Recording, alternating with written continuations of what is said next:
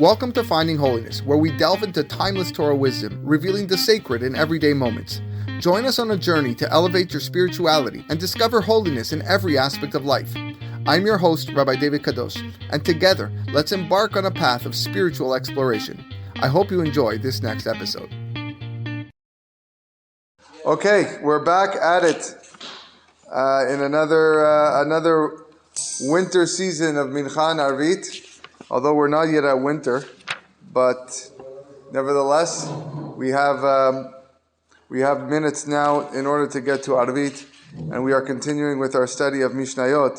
Last. That's right. So last year we finished Seder Moed, which was a big accomplishment. If you remember that, we had a nice Seudah here in the Siyum. We started Seder Nashim, and we managed to finish Masechet Ketubot. We managed to finish Masechet Yevamot and Masechet Kiddushin. And we went a little bit out of order because we had little time left to finish before the summertime came. So we did Kiddushin instead of following the order. But we're going to go back into the order, and we're going to start learning Masechet Ketubot, which is the current Masechet actually of the Daf Yomi that they're learning right now. So those that are learning the Daf Yomi, this might ring a few bells. Masechet Ketubot speaks or discusses a lot of the ketubah that was given to a lady when she gets married, the payments that are involved, the things she gets to keep, and some other issues as well, as we will see throughout the Masechet.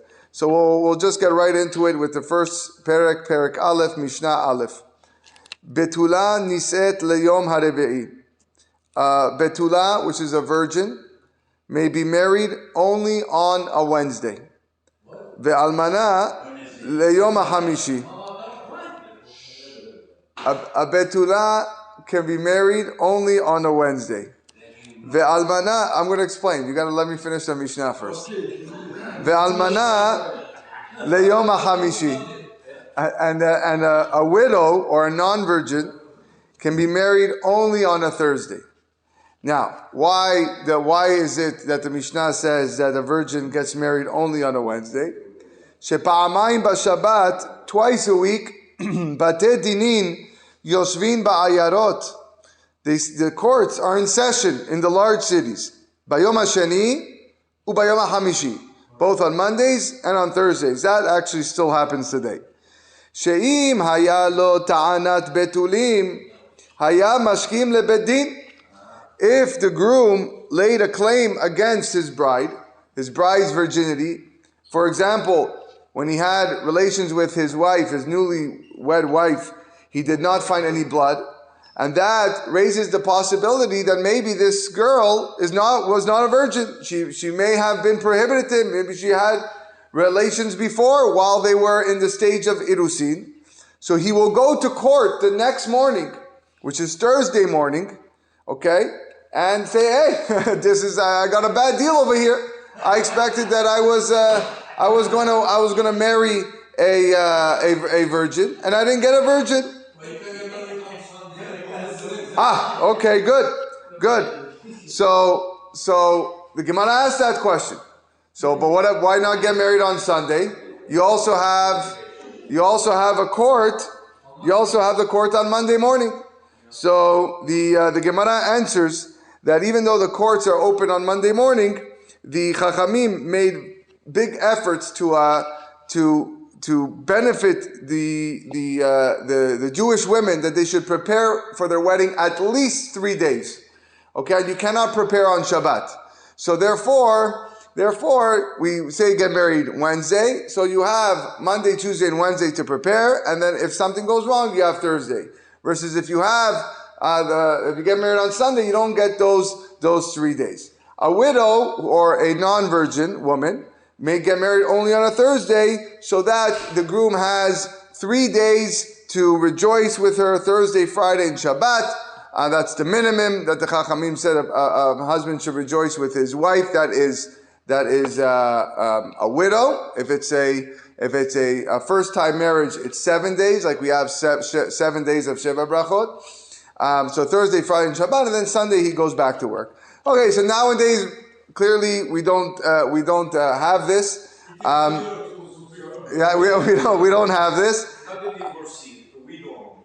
I'm sorry? A widow only, not the divorcee. A widow and a divorcee. Any non-virgin, but assuming that one of the two was, assuming that both were married before. If one of them is a new first-time wedding, then the halakha says that they would say 7 days for Sheva Brachot. But if they were both married before, then it's only a 3-day thing. So nowadays we don't have this takana. Now we get married whenever we want. One of the reasons is we don't really know how to tell whether a person is, if the betulim were there, if the virginity was noticed, if it was not noticed. So therefore, we get married. People got married all the time. We get married on Erev Shabbat, also on Friday morning. People got married. Okay, and that's what we do nowadays. This is not really followed as much. Okay, now we know that a married man is obligated to pay a certain amount of money to his wife if he divorces her, or if he dies before her, and that's given obviously by his heirs. And that payment is called the ketubah. That's what the name of the masechet is. And the amount of the ketubah is determined whether or not this woman was a betula, whether she was a virgin when he married her or not. And the ketubah amount differs whether or not this is a newlywed or a first-time wedding or a divorcee, even till today. So says Mishnah Bet, betula ketubata matayim. A virgin, the ketubah is 200 zuz. 200 zuz. Ve'almana maneh. And for a widow, again a non-virgin, it is a maneh, which is 100 zuz, half. So today also, the Ashkenazim still use this currency of matayim zuz and mea zuz, or maneh. So they don't write dollars like we do, like we Sfaradim. Huh? Okay, so they write the traditional currency from the time of the Gemara. They would go to the Bedin, and the Bedin would determine exactly what the number is. We get very specific, and we say this in dollars, okay? And we don't write the 200 Jews. But if we were to write in dollars, the number is less for a divorced woman, than it is for a first-time married woman. Now, just so that I put it out on the table. A first-time married woman will have a status of a betula, even if, for whatever reason, she is not a betula. Okay, she will still have a status of a betula. That's what we consider. We write down on the ketubah. It seems like back then they were a lot more strict, as we're going to see based on the Mishnayot that are on their way, where one of the guys is going to claim, well, this is not fair. Like I demand some money back. Again, we will see as we go along. Okay, betula. The next few Mishnayot teach who is considered in the status of a betula, virgin, and who is not. So let's see. Betula, almana, gerusha, v'chalutza min ha'erusin. Ketubatan matayim. If someone marries a virgin who had become a widow, a divorcee, or a chalutza during irusin. Irusin is the first, we call it the engagement. They haven't actually went through the full-fledged marriage yet, but irusin means that they've been matched by their parents and they had a little seudah, like a lechaim, irusin. So now what happened? A person marries a woman who was a widow from irusin, meaning the husband, or the first husband died before they actually completed the marriage, and now this guy is marrying this woman. So in that situation, the ketubah is still 200. Okay, as in the case of a virgin who was not previously married, because since the first marriage ended with irusin, only the first step, then we still consider this girl to be a virgin because she is still prohibited to her husband. At that stage of marriage, of the engagement, she can't be with her husband intimately, so therefore we assume she still has the status of a virgin, and therefore if a guy was to marry her, even though she's a widow or divorcee, whatever, she is as the status of a virgin, and her ketubah is 200. Ve'yesh la'em ta'anat betulim, and a claim of a lack of virginity can be made. When this guy actually gets married and he, after the chuppah and he goes whatever first night and he sees that she's not a virgin, he can lay the claim to Bedin and say, hey, this person is supposed to be whole, and now she's not whole, she's lacking. Okay, and therefore,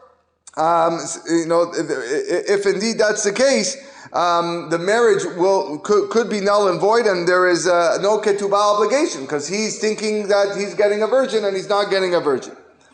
Hagioret ve'ashevuya ve'ashivha.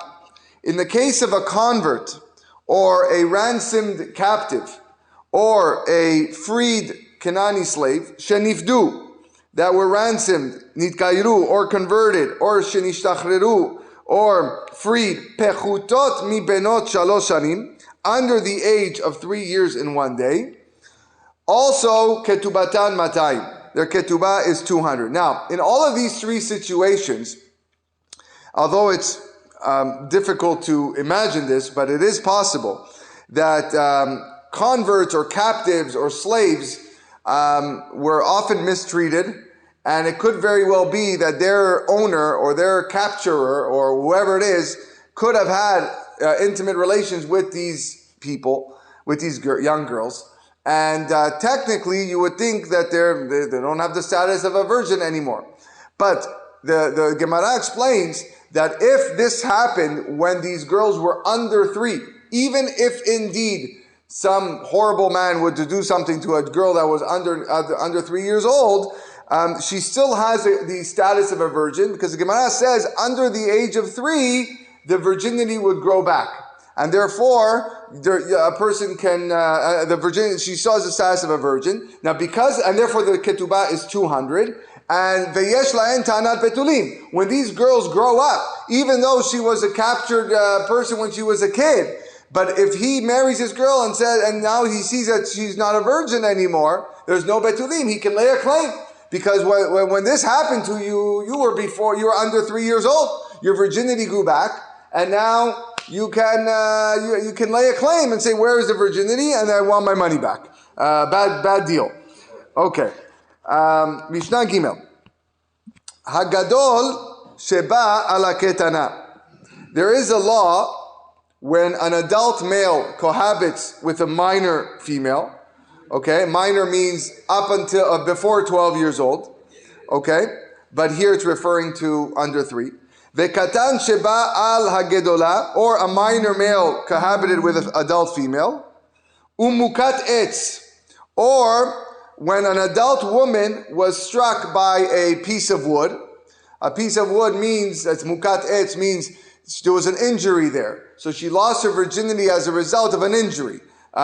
She fell hard on something. Some say the Gemara talks about her riding a camel a lot or whatever that could have caused an injury. In all these cases, ketubatan matayim divrei Rabbi Meir. Rabbi Meir Baal Haness says, in these cases, ketubah is 200. Okay, because in the situation when the girls were young, it could grow back. Mukat etz, it's not her fault, and therefore she still gets a ketubah of 200. But the rabbis argue with the last case, and they say mukat etz ketubata maneh.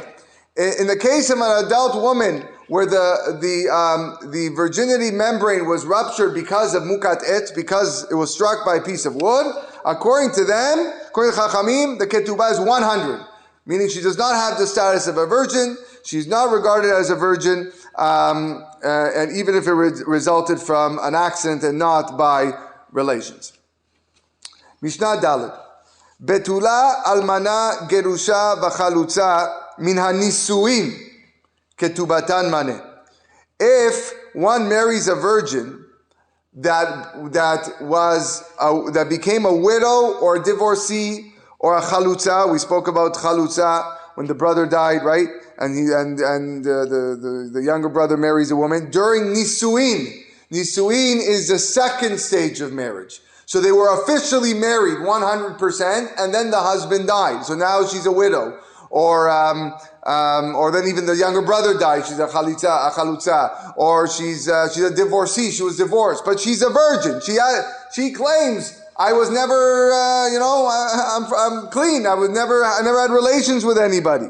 So even though she is a virgin, and it is assumed that she kept her physical virginity. According to halakha, she lost the status of a virgin once the marriage reached the stage of nisuin. Once the marriage is complete, like what we have today, the chuppah. Once the chuppah is done and they go into the yichud, you have 100% marriage. In that case, their ketubah is 100. Ve'en lahen ta'anat betulim, and the husband cannot go and claim, hey, I didn't see any blood. You said she was a virgin. No. Because she was previously married, she might claim that she's a virgin, but we don't know for sure what they did, and therefore it could very well be that she had relations with the first husband, and therefore that's why the ketubah is only 100, and you cannot lay a claim. Similarly, hagiyoret, shevuya, ve'ashivcha, in the case of a convert or a ransomed captive or a freed slave, sheniftu v'shitkayru v'shinchachru yeterot al benot shalosh shanim v'yom echad, where they were ransomed, converted, or freed above the age of 3 years and 1 day. So now if they were to have relations when they were 5 years old, they lost their virginity and the virginity doesn't come back because it's over the age of 3. Ketubatan maneh, their ketubah is only 100 because we assume the virginity is permanently lost. Ve'en lahem ta'anan betulim, the husbands cannot lay claim after they live with their new wife. Hey, how come I didn't find the virginity and go to Bedin? They cannot claim that. Okay, let's do one more Mishnah. Mishnah Hey. Ha'ochel etzel chamiv bihuda. In the land of Yehuda, which is one part of the land of Israel, if the groom, the Hatan, ate at the feast of his father-in-law, who made in honor of the engagement. So the first part of the marriage, which is the Erusin, the father-in-law made this lechaim, big lechaim, and he ate there. Shelo be'edim, and there were no witnesses who testify that he was not alone with the bride. Eno yachol lit'on ta'anat betulim mipeneh shemityached ima. He cannot lay claim later on of a lack of virginity when he takes her nisuin because he was presumably alone with her at that time. If he doesn't have edim to say that, oh yeah, they stayed apart, then we assume that he was with this girl, and later on, after everything is done, if he finds that she's not a virgin, she cannot make this claim because he needs to, it could be that he took her in a bedroom and done. So therefore, he cannot make that claim. It says in the line Yehuda. Achat almanat Israel ve'achat almanat Kohen ketubatan maneh. Whether the widow, when we said the widow only gets 100 zuz, whether the widow is a daughter of Israel or a daughter of a Kohen, the ketubah is a maneh. As we're going to see now, that the Kohen's daughter would normally receive a larger ketubah than a Yisrael's daughter. That only applies to the ketubah of a virgin, not the ketubah of a widow. And as the Mishnah states, Bet din shel Kohanim hayu govin livtula 400 zuz. The court of the Kohanim, every Jewish town had courts, and Mishnah refers here to courts of the Kohanim that sat in towns of Kohanim. The Bet din shel Kohanim hayu govin livtula 400 zuz. They would collect 400 zuz for the virgin who is a daughter of the Kohen, in contrast to the 200 zuz of a normal Yisrael virgin. Velo michu beyadam chachamim, and the chachamim did not protest. They didn't stop this practice. They were not concerned that it would lead to jealousy. I guess they held the Kohanim in higher esteem, and that daughter of a Kohen is a daughter of a Kohen. Kohen's a prestigious family. You want to marry daughter of Kohen, and then you want to just get rid of her. You have to fork up 400 zuz, double than everybody else. Okay, we'll stop here and we'll continue tomorrow. B'ezrat Hashem.